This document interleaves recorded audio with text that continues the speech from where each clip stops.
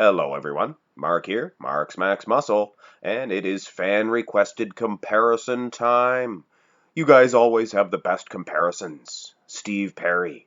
A matchup I'd like to see sometime is Paul Dillett, maybe 1994, versus Günter Schlierkamp, maybe 2002. Well, this is sometime, this is now, this is the time, this perfect time to do this matchup. These two are just enormous. 6'1", the both.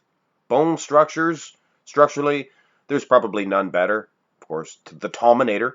I like to mention his channel from time to time.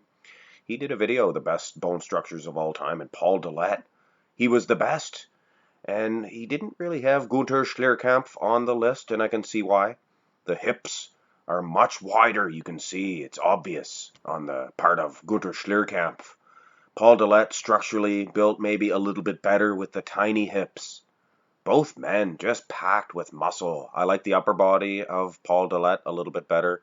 The conditioning of Günter's legs appear to be a little bit better though. All right, quarter turn here. This is, of course, the symmetry round, and not much of an edge given to either man in the front relax, but I wager to say Paul looks a little bit better here aesthetically. Both men full of equal amounts of muscle, though, I must say. So what a matchup. Look at the pecs on Paul Dillett, dwarfing that of Günter's, but Günter's right there with him in the conditioning department, maybe even more striated in the pecs. Okay, rear relaxed position.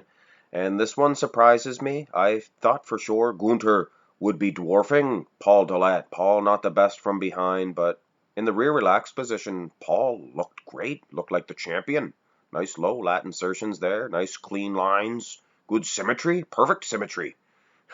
That's one thing he had a hard time with in both back shots was the symmetry. Günter looks a little bit beefier, a little bigger. He is spreading eagle there. He's spreading his legs a little bit, and it screws off the heights here, and it makes it a little bit more difficult to get the heights correctly, the sizes rather. I had to make them a little bit shorter, but either way, I wager to say Günter may get an edge in the rear relaxed, Paul slight one in the side, neither man in the front, so symmetry round goes to nobody. Okay, this is time for the muscularity round, beginning, of course, with the front double bicep pose. Every time I do a comparison between a 1990s guy, early to mid-90s, because there's a difference, compared to a 2000 man, an early 2000s guy, the aesthetics of the 90s guys are just so much better, and it's obvious. This is not the most aesthetic pose for poor Günter. Yes, he has the guns, he has the peaks of biceps. Probably better if you just look at the individual muscle themselves. But look at the whole arm there. He has pointy elbow syndrome. That really hurts the front double bicep pose. I have it myself. Anyway, the midsection, the lats, just everything here on Paul Dillett looks so much better. I am going to award him a point in this pose. The front lat spread, however, a little bit hard to tell, yes, from this angle. And it is favoring Paul Dillett, but don't kid yourself. His symmetry was so poor in this pose. One delt went way up, one went down, and of course the lat, only one would pop out. This is a bad angle for Günter. Now I'm just going to show this one here just for a second. This is 2005. And in my opinion, this was just as good of Günter, maybe even better than 2002. But we'll get into that another day. I think it's obvious Günter would have won the front lat spread in the side chest. And I really think this favors Paul Dillett. Look at the size of his legs from the side. I struggled with the sizes on this one. Paul is bending at the knees, so I had to make him a little bit shorter, of course. If I made them the equal height, Paul would have been a little bit too large, I think, in comparison. Either way, enough of the explanation.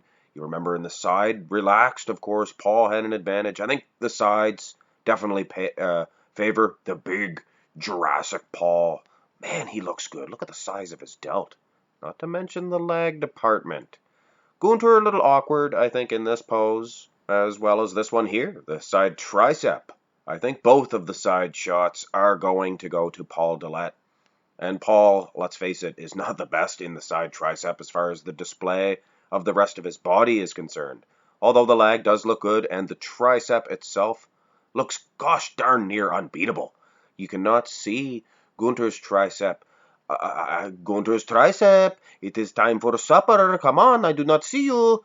Anyway, I hope you guys think that's funny. I do. This is the type of comedy that I find hilarious.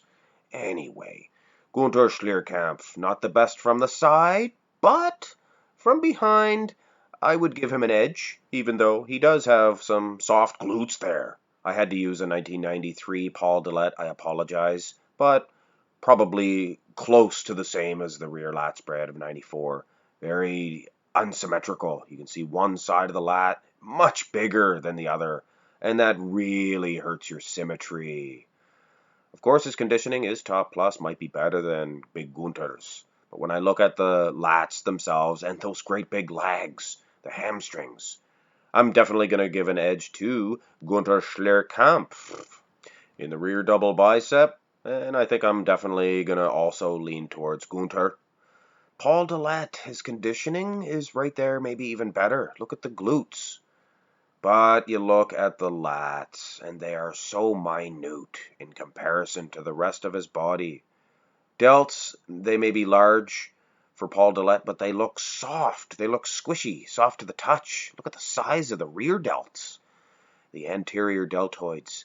And Günter Schlierkamp's look hard as a rock, very symmetrical. Not only that, but he is dwarfing, and I mean dwarfing, Paul Dillet in the trap department. So, both side shots go to Paul, both rear shots go to Günter. What a matchup here in the ab and thigh, and this is an easy one for me to judge, and this is a perfect example of why robots can never be judges.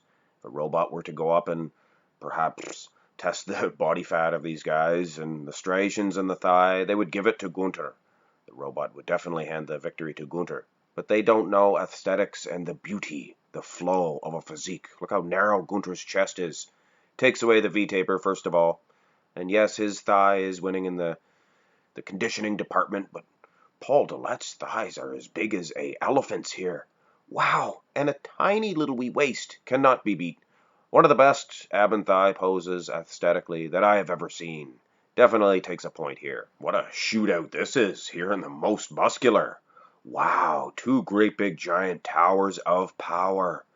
I prefer Paul's a little bit better. Even though I may be looking at him through rose-colored glasses, Günter's just as good. I don't know, though. Those arms, they appear bigger of Paul's. Of course, the conditioning, this whole matchup was going to Günter. I do believe the overall conditioning. Let's have a crab most muscular. And yes, I don't know. It may be just me. I do prefer Paul Dillet in this pose, but it honestly could go either way. There are certain poses that you have to really put your own personal choice into it. And this is one of them, could go either way. On the score sheets, it is pretty close, but I have Paul Dillet leading the charge, so I have no choice but to award him the victory. Of course, this is judging their physiques alone. If we were to throw their posing routines in, I'm sure Paul would be losing out big time, and maybe Günter would get the edge. Günter, not a bad poser, but this is Paul's time to shine. This was, after all, a picture comparison. And that's all they are, really. Anyway, hope you enjoyed it nonetheless. Hit thumbs up if you did. Go ahead and tap that subscribe button as well. Have a great day, guys.